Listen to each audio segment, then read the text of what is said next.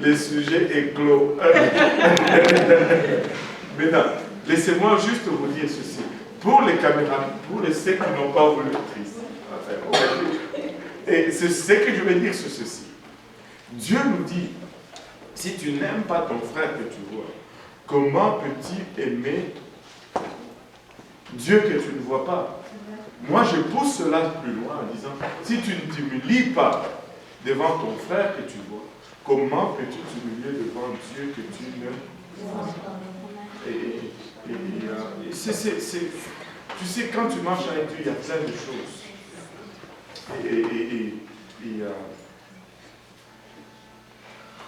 Juste, on peut s'humilier. Et Jacob s'est humilié devant son frère. On lutte avec l'orgueil ou bien on lutte contre l'orgueil? Ce que je veux dire, c'est contre l'orgueil. On lutte contre l'orgueil. Si je dis on lutte avec l'orgueil, cela ne peut pas dire que l'orgueil est avec moi dans un camp et on lutte. Non, c'est comme on dit ici, Jacob lutta avec cet homme-là. Donc moi je combats contre vraiment l'orgueil. Tout le monde lutte contre l'orgueil. Tout le monde lutte contre l'orgueil. Nous avons tous une dose d'orgueil. Et cette dose est nécessaire. Là, vous me regardez tout ça. Hein? Parce que si Dieu ne t'a pas donné cette dose d'orgueil, tu vas être un bon ami. Tu ne vas pas vouloir ou chercher à exceller dans ta vie. Tu ne vas pas vouloir accomplir les choses dans ta vie. Mais cet orgueil, c'est que tu dois faire, tu dois le mettre entre les mains de Dieu. Comme toute autre chose que Dieu nous a donné. Dieu nous a donné beaucoup de choses que si nous ne mettons pas entre ses mains, nous n'allons pas jouir de ces choses. Regardez par exemple, le sexe, c'est Dieu qui nous a donné le sexe. Mais si nous ne mettons pas cela entre les mains de Dieu, ça nous fait mal. La même chose avec l'orgueil. Si nous ne mettons pas cela entre les mains de Dieu, ça nous fait mal. C'est Dieu qui nous a donné la nourriture. Amen. Amen. Mais si nous ne mettons pas cela entre les mains de Dieu, ça nous fait mal.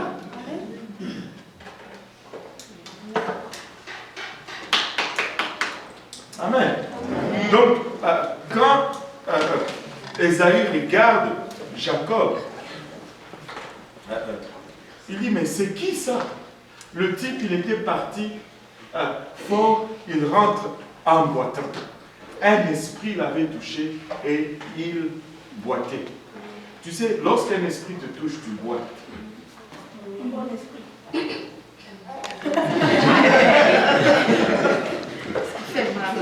Même le mauvais, quand il te touche, tu boites. Seulement tu boites vers la gauche. Au lieu de boiter vers la droite. Vous les voyez sur les rues, ils boitent parce que les esprits les ont touchés. Je fais toujours la démonstration, je vais vous montrer. Quand les esprits les touchent, ils boitent, ils commencent à marcher.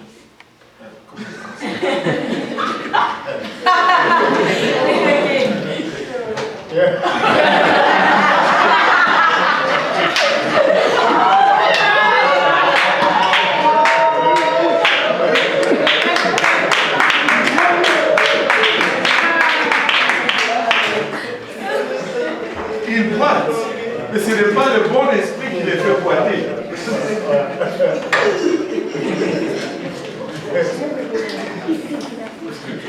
Ce n'est pas le bon esprit qui les fait boiter. Aide-nous. Nous devons boiter du bon côté. Amen. Nous devons bien boiter. Nous devons être transformés. Écoutez, c'est comique, mais écoutez, nous devons changer notre façon de marcher. Quand le diable te touche, tu changes ta façon de marcher. Quand Dieu te touche, tu changes aussi ta façon de marcher. Amen. Alléluia. Jacob a été transformé. Jacob.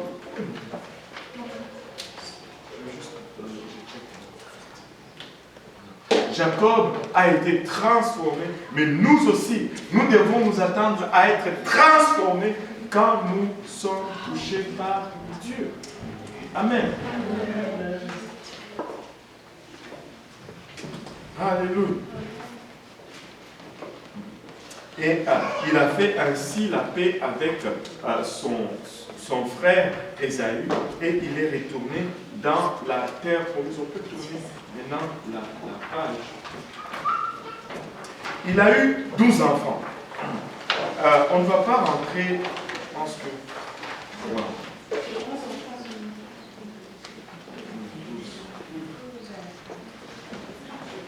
Parce qu'il y a eu Benjamin. Mais ça c'est...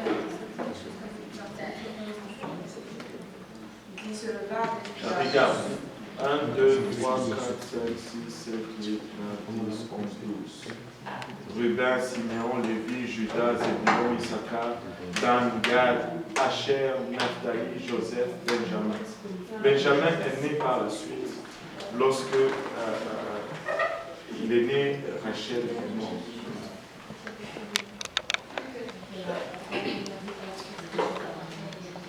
Fils. Dina, c'est une fille, mais quand... Oui, je sais qu'il a eu d'autres enfants, mais quand on dit 12, ce sont les garçons là.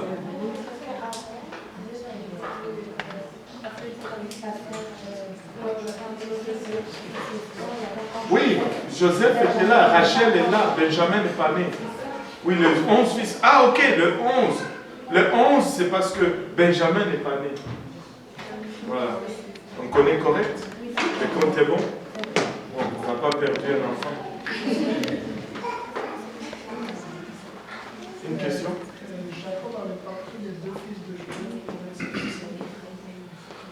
Ben, ce n'est pas qu'il a pris les deux fils de Joseph. Au fond, c'est que quand on regarde Joseph, on a cette... Parce que toutes les autres 11 constituent des tribus. Mais la tribu de Joseph est divisée en deux, Ephraïm et Manassé. Mais les deux, Ephraïm et Manassé, forment la tribu de Joseph. Pardon? Oui. Ben, pour ça, on va parler après. Là. Et... donc, il a eu 12 fils qui constituent ce que nous appelons aujourd'hui les 12 tribus d'Israël. Amen. Et je ne veux pas ouvrir Joseph aujourd'hui. Parce que si j'ouvre Joseph, on va être ici pour une autre 1 heure. Et si on gardait ça léger aujourd'hui, vu qu'il y a beaucoup de monde qui sont absents, on ne veut pas avancer trop loin, mais je pense qu'on a vu ce qui était très important aujourd'hui, c'est que Dieu, quand il nous touche, il nous transforme. Amen. Dieu, quand il nous touche, il nous change. Dieu nous change, jamais. Dieu nous change. Est-ce qu'il y a des questions par rapport à ça?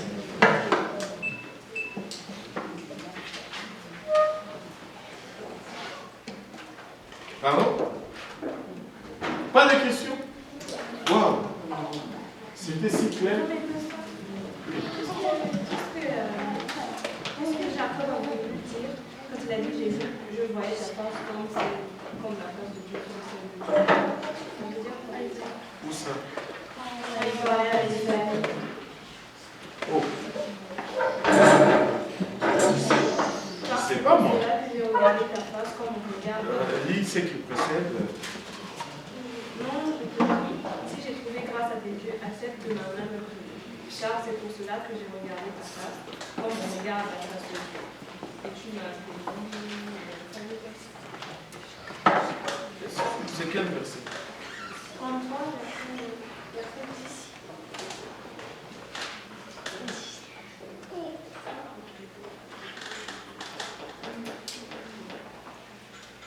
Isaïe devant les yeux, lui et femme, les enfants, il dit qui sont ceux qui sont là, les Jacob, sur les enfants de Dieu.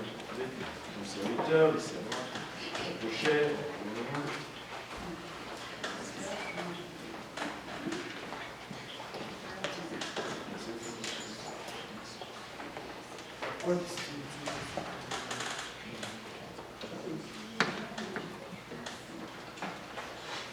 Je suis dans l'abondance, mais regarde ce qui est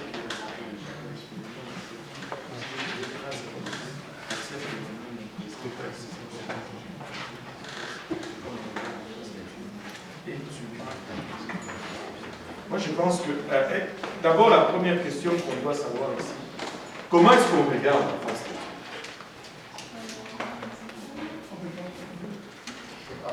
Une sorte de puissance, par exemple.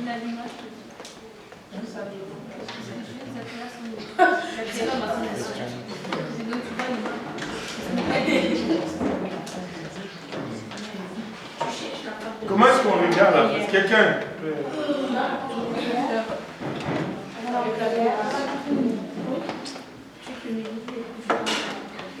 Moi, je pense que dans le contexte où il parle ici, c'est dans le sens d'humilité et de solliciter le pardon.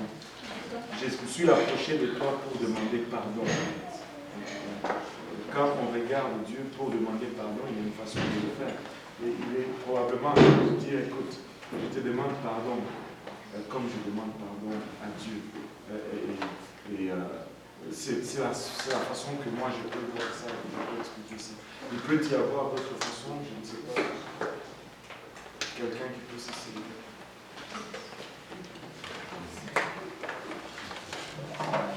Moi je pense que dans le contexte ici, c'est vraiment dans le contexte d'humilité. Je me suis humilié devant toi, comme je serais humilié devant Dieu en demandant pardon. Et ça, c'est pour juste appuyer que ma demande est sincère, mon humiliation est sincère, ou mon humilité est sincère. Je viens à toi vraiment, devant toi, à nu. Et je pense que c'est ça.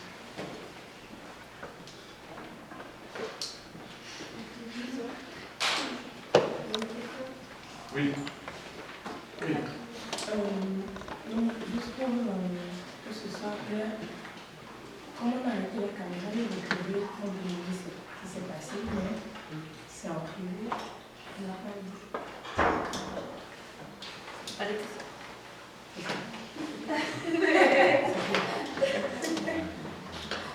C'est qui c'est curieux là? Ils n'ont pas mon numéro.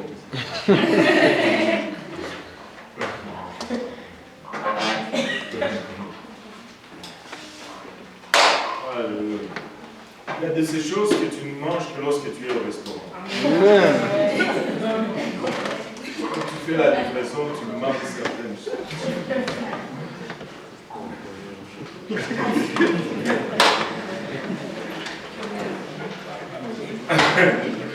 Non, c'est pas. Il y a de ces choses qu'on ne livre pas. Je ne sais pas.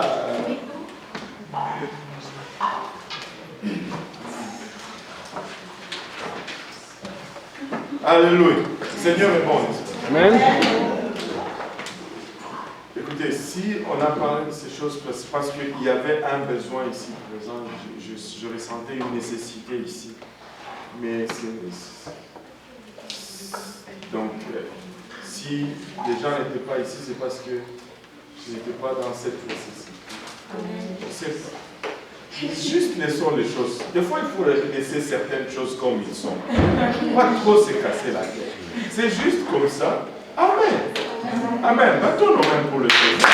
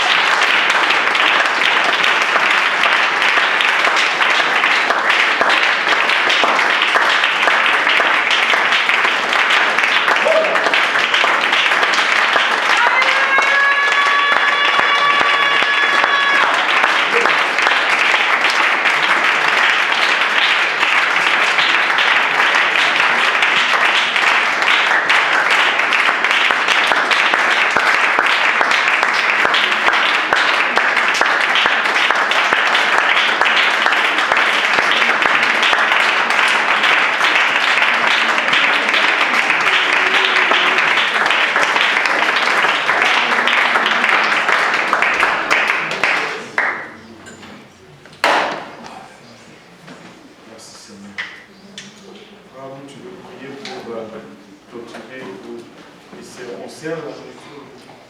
Même Dieu a servi. Seigneur Dieu, Papa, nous te bénissons, Seigneur, nous te remercions encore, Seigneur, pour ta miséricorde, pour ta bonté, Seigneur. Nous te remercions pour le privilège, Seigneur, que nous avons, Seigneur, d'entendre ta parole, Seigneur Jésus-Christ. Je te prie, Papa, pour cette parole qui a été prêchée aujourd'hui, trouve une place dans nos cœurs, Seigneur. Que cela germe, que cela produise des fruits, que cela nous amène à la vie éternelle, Seigneur. Nous venons encore bénir, Papa, ces repas, Papa, qui a été préparé, Seigneur. Je prie que tu les sanctifies, Papa, que tu te souviennes de ceux-là qui n'en ont pas, Seigneur, que toute la gloire te revienne, Seigneur. Nous te bénissons au nom de Jésus-Christ. Amen.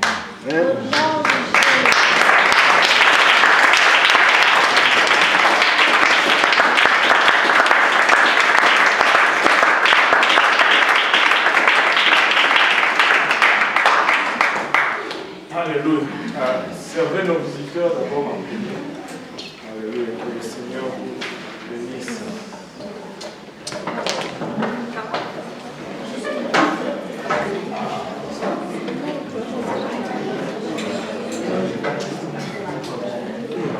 Et si ça finit jusqu'à là?